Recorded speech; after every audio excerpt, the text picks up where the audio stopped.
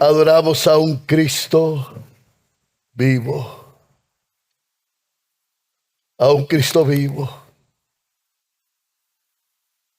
Tú estás en los cielos.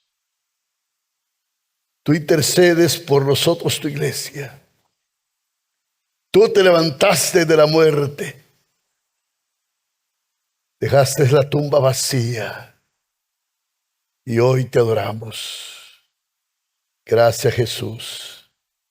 En tu nombre oramos. Amén y amén. Tenga la bondad de sentarse, mis hermanos. Cristo vive. Cuando llevaron a Jesús para ser juzgado,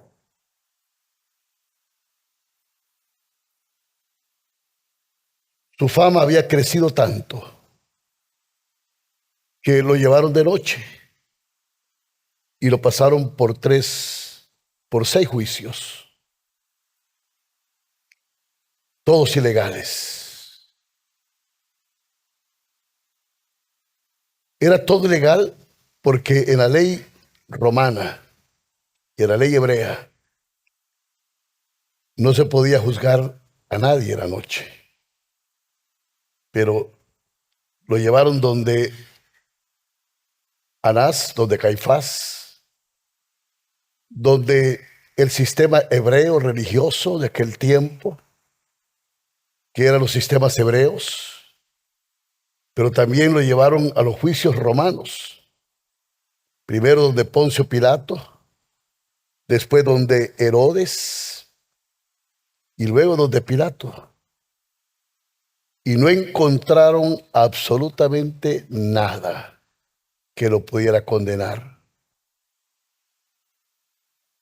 Buscaron testigos falsos y todos se contradecían. Pero hay algo que pegaron y le dijeron: ¿eres tú el rey de los judíos? ¿Eres tú el rey que debe venir?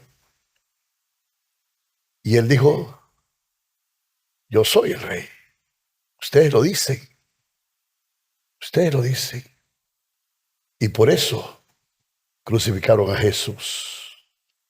Su muerte fue terrible.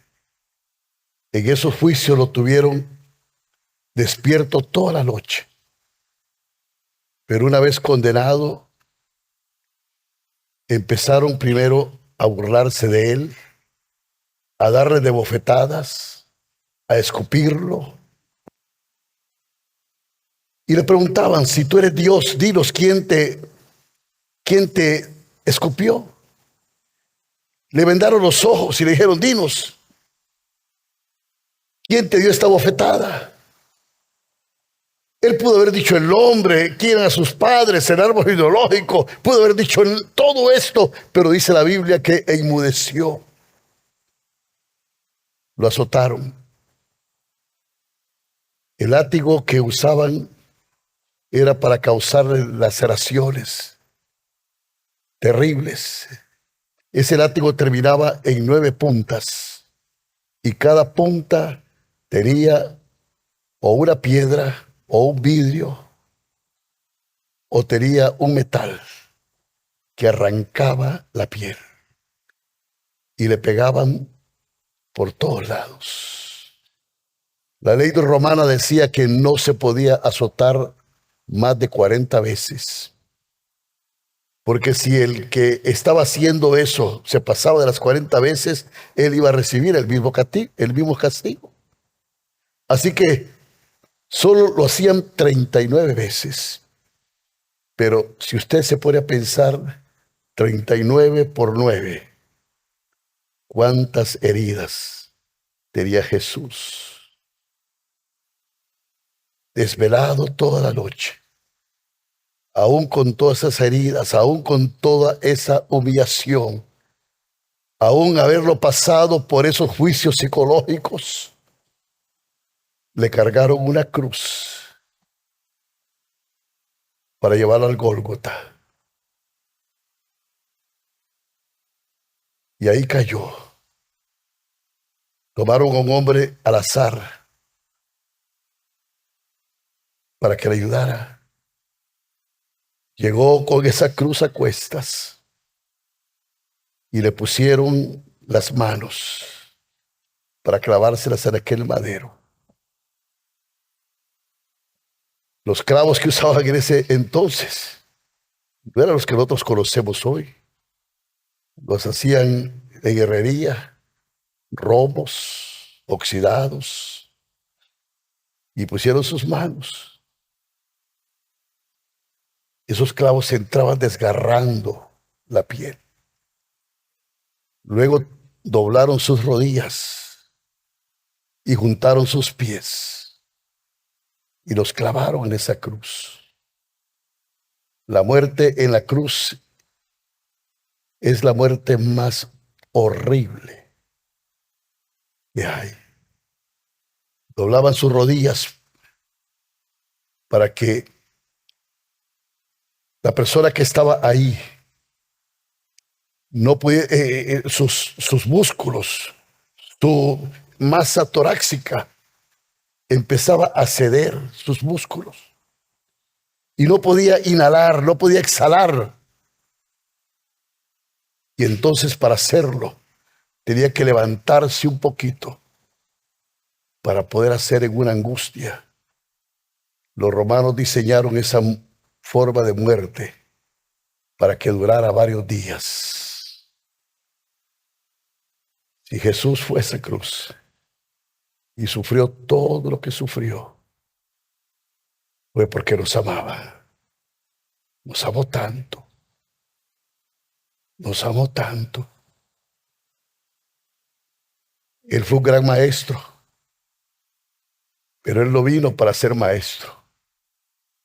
Él no vino para sanar, aunque lo hizo. Él vino para reconciliarte con Dios.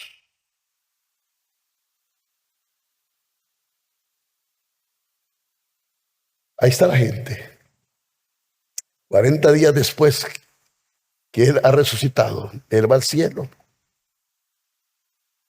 Pero en el aposento alto, antes de la ascensión de Jesús, ahí estaban sus discípulos.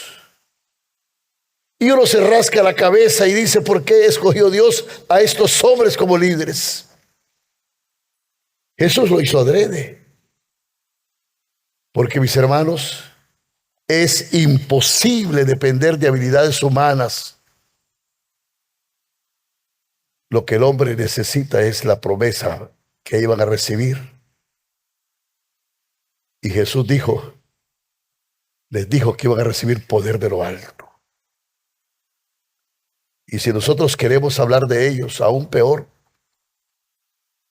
grupo de personas que han fracasado espiritualmente, han echado 3 años de discipulado, fallaron, se escondieron, mostraron cobardía.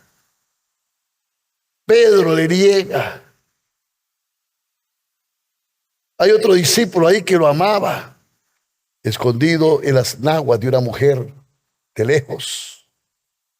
Tomás, dudando, hasta que no meta sus dedos, no voy a creer. Era un grupo desalentado. Sin embargo, estaban ahí sentados en el aposento alto, esperando, cantando, orando.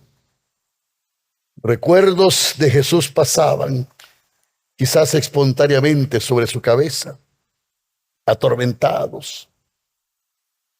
¿Cómo fallaron? En uno de los viajes que fui a Jerusalén, me llevaron a un lugar donde dijeron que era el aposento alto. Y me imaginaba este grupo de hombres allí sentados. Tenían que dispersarse, podría ser peligroso. Pero Jesús les dijo que iban a recibir un poder. ¿Qué poder era ese? Les dijo que serían testigos. Pero ¿cómo iba a suceder todo esto? ¿Quién sería ese consolador? Y si vamos a hablar de ellos, mire lo que la Biblia dice de ellos. Hechos capítulo 2, los primeros 4 versículos. Dice la Biblia aquí: cuando llegó el día de Pentecostés, estaban todos unánimes juntos. Y de repente vino del cielo un estruendo, como de un viento recio que soplaba, el cual llenó toda la casa donde estaban sentados.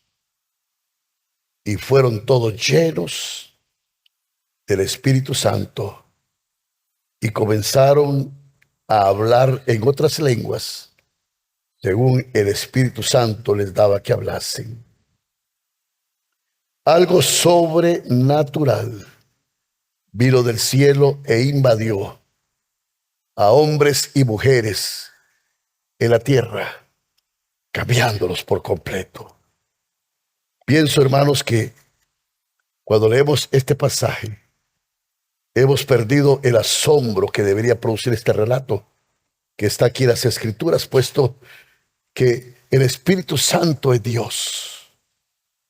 Estos hombres fueron llenos de la presencia de Dios en sus vidas. Piense en lo que Dios hizo con estos hombres. No solo recibieron ayuda, sino que fueron, dice la Biblia, llenos del Espíritu Santo. Hay algo que necesitamos para hoy. ¿Quién puede negar que esta es la gran necesidad que tenemos? La necesidad de algo que venga directamente del cielo. Vivimos vidas acomodadas. Conocemos versículos bíblicos. Vivimos vidas religiosas. Demasiados programas e ideas estratégicas. Talentos quizás puramente humanos, pero no llenan la necesidad del momento. Hace falta algo más. El poder vivo. Y esta es la llenura del Espíritu Santo. La Biblia dice en 1 Pedro 4:11 que si alguno habla, hable conforme a las palabras de Dios. Si alguno ministre conforme al poder que Dios da, para que en todo sea Dios glorificado por Jesucristo, a quien pertenece la gloria, el imperio, por los siglos de los siglos. Amén. Tenemos que pensar de que Dios quiere darnos la herramienta de poder. Si usted mira, muchos cantantes que ahora adoran con música al diablo, muchos hombres agnósticos, muchas obras de cine y de gente atea. Muchos de estos han salido de iglesias. Hay cantantes famosos de rock, de pop, de música, que han sido hasta hijos de pastores o hijas de pastores. Y ahí están. Lady Gaga, hija de pastor.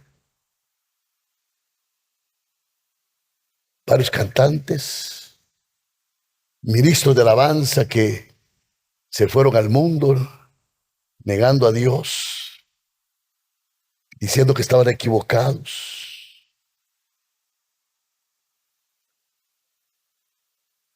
¿Y qué ha pasado? ¿Cómo Dios puede ser real y poderoso? Y esta es la clase de iglesia que representa el cuerpo de Cristo. Hermanos, hoy la gente busca señales de un cristianismo con poder. con poder,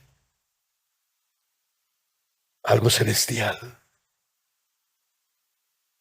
Pasamos debatiendo en significados, posiciones, tradiciones denominacionales. Pero ¿dónde está el Espíritu Santo en todo esto? En la iglesia del Nuevo Testamento la vemos teniendo encuentros frecuentes con el Espíritu Santo.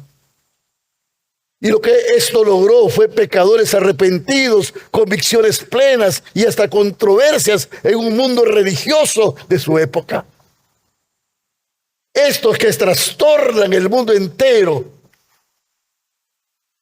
también han venido acá, dice Hechos 17:6. Estos que trastornan el mundo han venido acá. Y esto es lo que debería pasar en la iglesia de hoy.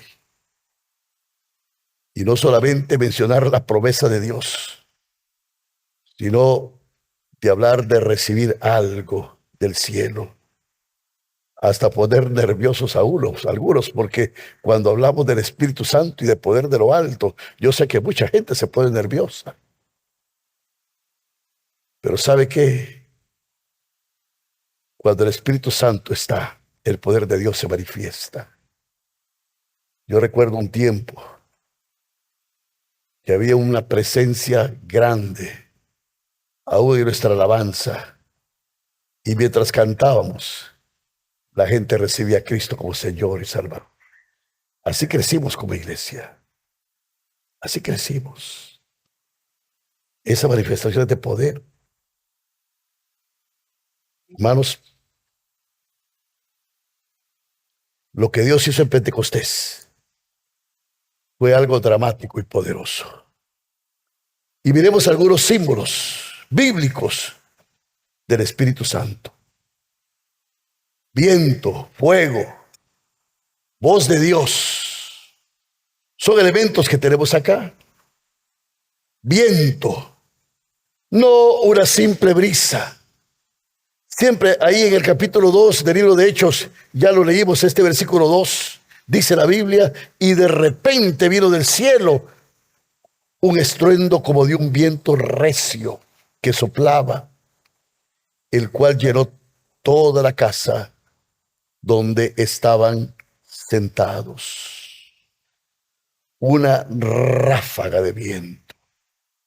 Esta mañana, mientras nos despertábamos, estaba cayendo una tormenta que tronaba. ¿No es cierto, hermanos?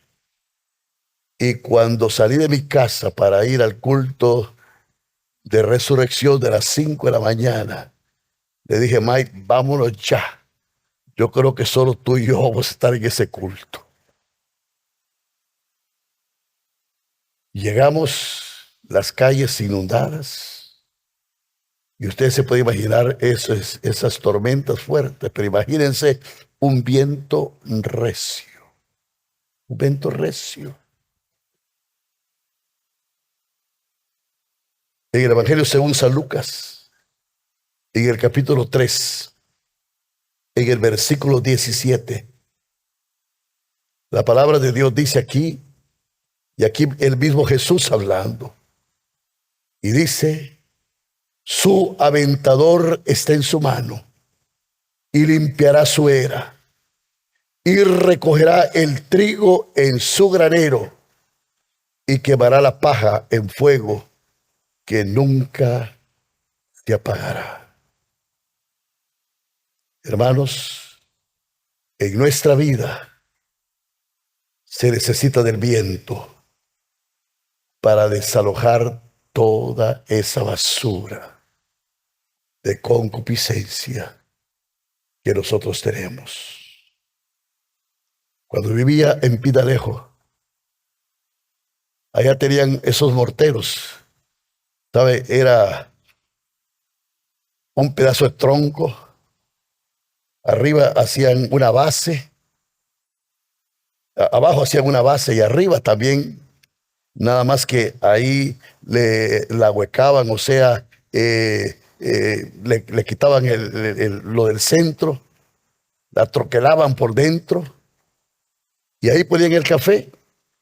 Y luego tenían un palo también que le hacían una forma de pelota y más angosto acá, y empezaban a darle así, para quitarle la casulla.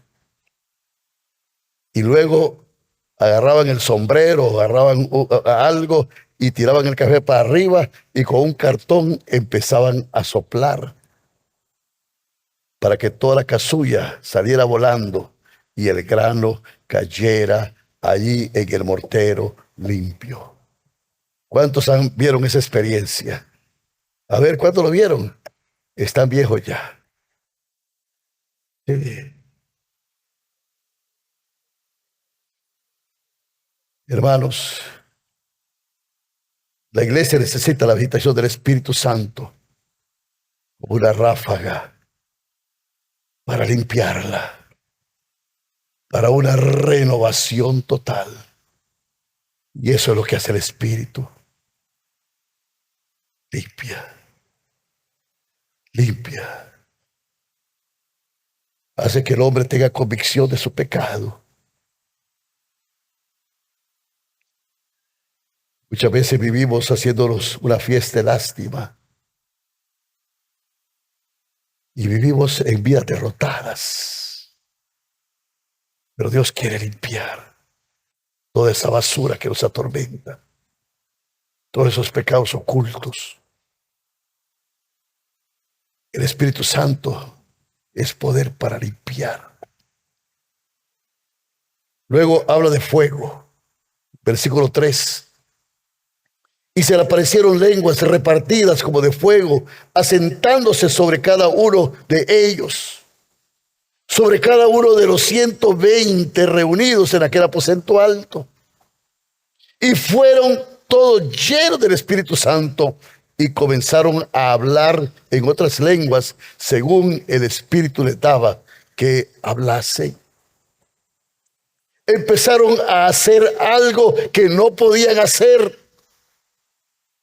Dios capacitó a hombres que por el Espíritu Santo comenzaron a hacer y decir cosas más allá de sus posibilidades, más allá de sus habilidades humanas. La Biblia dice que fueron investidos del poder de manera sobrenatural. No había explicación humana para lo que estaba sucediendo. Debemos de cobrar ánimo, hermanos, con el testimonio de personas que estaban en aquel aposento alto. Eran pescadores, eran campesinos. Fueron elevados a posiciones más altas. Y dice la Biblia en el versículo 11, cretenses y árabes, les oímos hablar en nuestra lengua las maravillas de Dios. Ahora están proclamando las maravillas de Dios. Y aún hoy el Espíritu es más grande que nuestras limitaciones y que nuestros defectos. Cada vez que yo me paro aquí, yo tiemblo. Cada vez que vamos a un retiro, digo, ¿qué va a hacer el Señor acá? No tenemos grandes oradores, pero siempre me gusta decir algo. Yo aprecio más a la gente que está en la fila de los incapaces, en la fila de los que no pueden, en la fila de los débiles, para que sepan que si algo Dios hace a través de ellos, lo hace por la misericordia de Dios y no por nuestra inteligencia.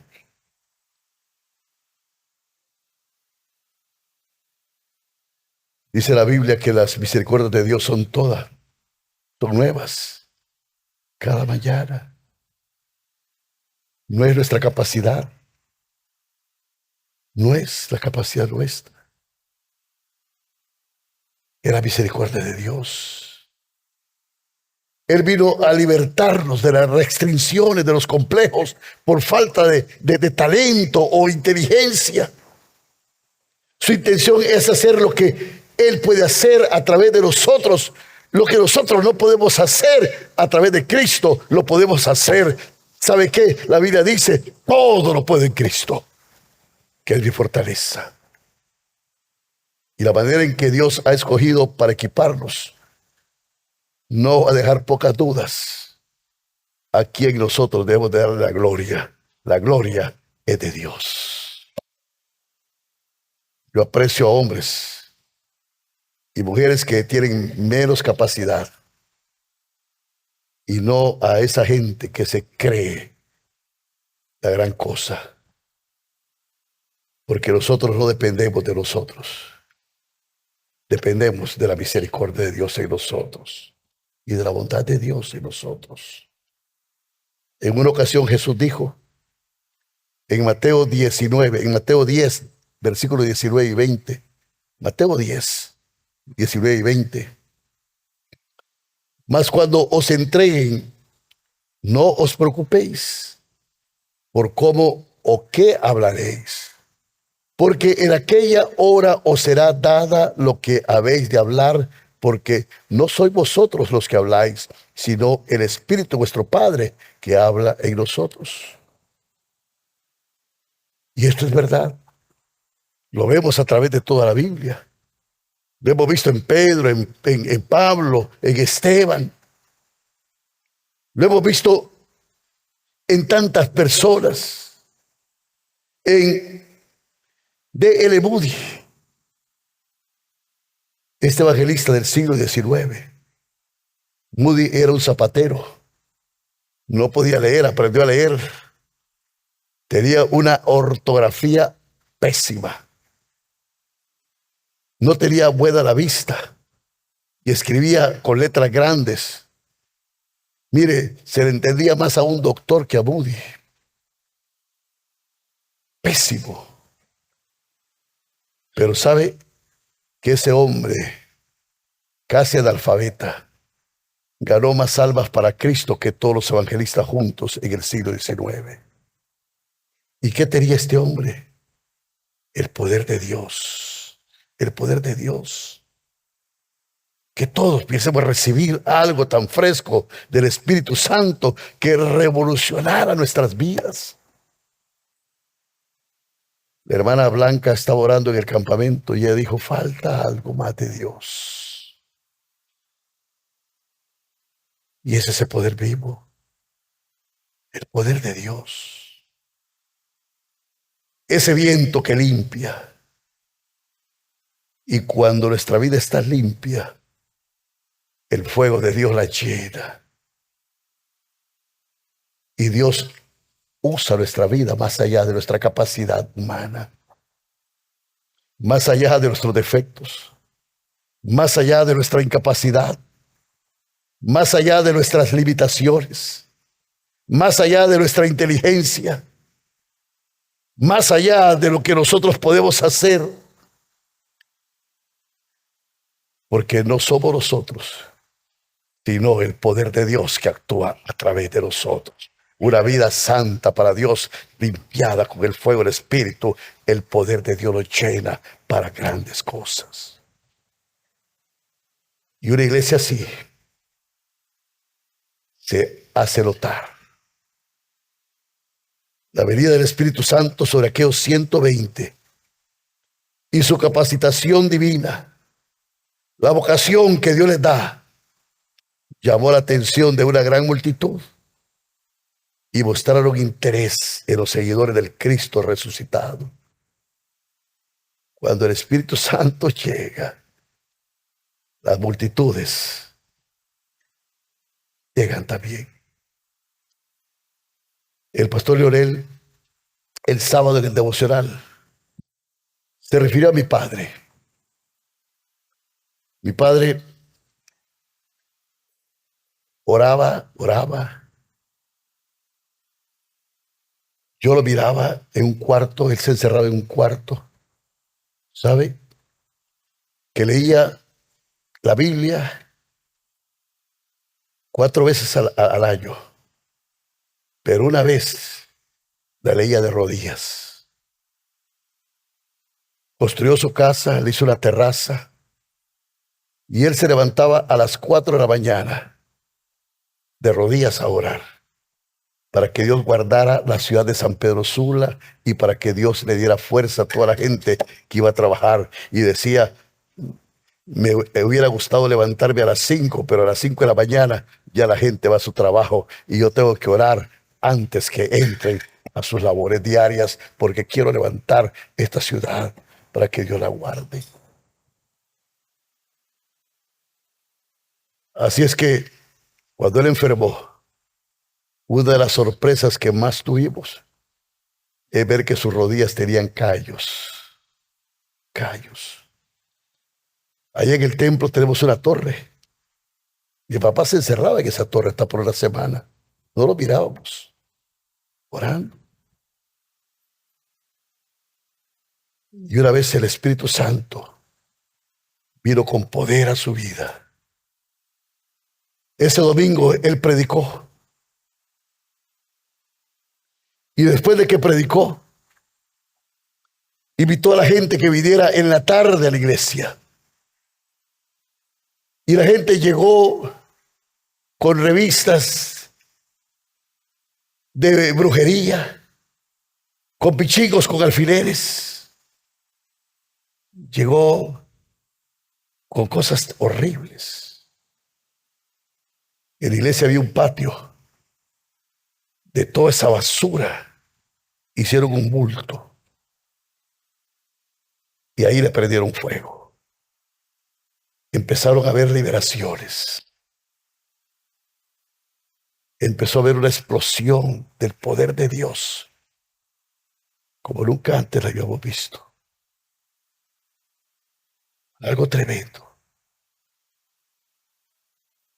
Al día siguiente, nosotros vivíamos en la avenida Empira, a 3 cuadras de la iglesia. Estábamos en la casa y nos mandaron a decir de que la iglesia estaba llena de gente, esperando que la abrieran. Pero si el lunes no teníamos culto, mi papá fue a la iglesia y abrió la iglesia y empezó a haber culto. El martes llegó otro montón de gente, el miércoles, el jueves, el viernes había una boda. Y la gente también llegó el viernes. Y había un edificio al frente. Y ahí se hizo el culto. Terminaban a las 2 de la mañana. Y después de esa experiencia había culto todos los días. Porque debe decirle, cuando el Espíritu Santo llega, las multitudes también quieren oír de ese poder. Necesitamos de ese poder hoy. Pedro lo vio como una oportunidad para evangelizar. Se puso de pie para predicar. Y uno se pondría a pensar cómo saldría este hombre. Era apenas un pescador, nada de educación. Hacía 2 meses había negado a Jesús. Y habiéndolo visto, resucitado, habiendo estado con él, él decía que iba a volver a la pesca. Usted lo puede ver en Juan capítulo 21. Pedro estaba decidido a volver a su oficio anterior. Pero Pedro, cuando habló y se paró, habló con claridad. Citó extensamente los salmos y también al profeta Joel de memoria. Y cuando terminó, los oyentes se sintieron profundamente conmovidos y se empezaron a clamar. ¿Qué debemos de hacer? Vayamos a Hechos capítulo 2, 37, ahí mismo. Estamos en el capítulo 2, no lo cierre. Y dice la Biblia, versículo 37, al oír esto, se compungieron de corazón y dijeron a Pedro y a los otros apóstoles, varones hermanos, ¿qué haremos?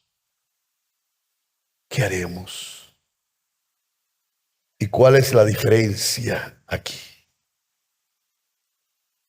La diferencia, el Espíritu Santo había tomado control de su vida. Sí, Señor, envía tu Espíritu Santo que venga sobre nosotros y avive tu pueblo. Ahora, quiero decirles algo. No es haciendo un show, no llamando a fantasías, ni que los músicos inciten y manipulen a la gente. Lo que necesitamos es poder vivo del cielo que venga a transformar nuestras vidas, no hacer show baratos. Estamos cansados también de eso, pero sí necesitamos poder de Dios, el poder que transforma. Y este es el clamor de las Escrituras. Aún antes que se escribiera el libro de los Hechos, esto ha sido el clamor de siempre. Quiero llevarlos a un pasaje en Isaías 64. Yo creo que mis hermanos copiaron en una versión que les mandé, ¿no es cierto? Sí, gracias, mi hermano. Esta es Nueva Biblia Viva. Miremos en la pizarra mejor. Y si quiere, léalo conmigo. Dice aquí la palabra de Dios.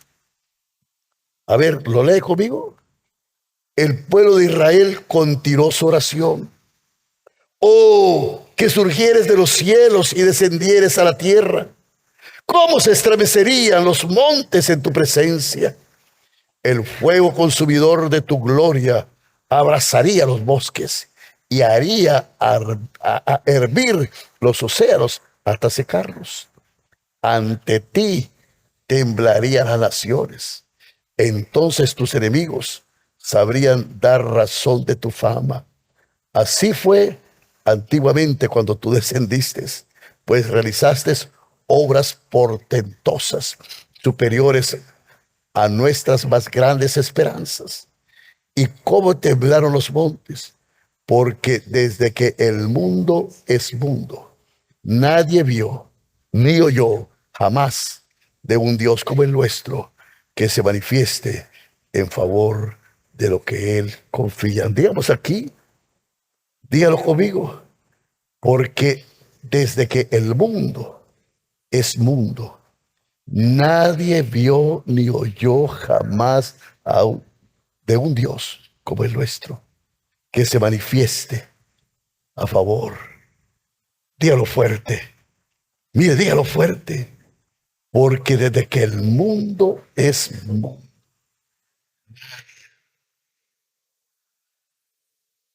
como el nuestro, que se manifieste. Dígale, yo soy ese hombre, yo soy esa mujer que confía en Dios, yo soy esa mujer, yo soy ese hombre que confía en Dios y que el poder de Dios está aquí, de un Cristo vivo, de un Cristo resucitado, de un Cristo que está a la diestra de Dios Padre y que nos ha mandado el Espíritu Santo para darnos poder. Nadie vio de un Dios desde que el mundo es mundo. Desde que el mundo es mundo, nadie vio ni oyó de un Dios como el nuestro. Hermanos, tenemos un Dios y debemos de esperar que Dios haga algo increíble, algo inesperado. Esperar como los reunidos en aquel aposento alto. La iglesia es actividad y espera, servicio y oración. Esto es lo que la iglesia hace. Y cuando nosotros venimos a la mesa del Señor, es porque nosotros confiamos en Él. Es porque usted dice, yo pertenezco a ese pueblo que confía en Dios. Yo soy hijo de Dios. Yo tengo el poder del Espíritu Santo. Ese poder que actúa, ese poder que limpia, ese soplo, ese viento que sopla y ese fuego que arde por Cristo. Arde por Cristo. Aquellos hombres de Maús decían, No ardía mi corazón, no ardía nuestro corazón cuando Él hablaba.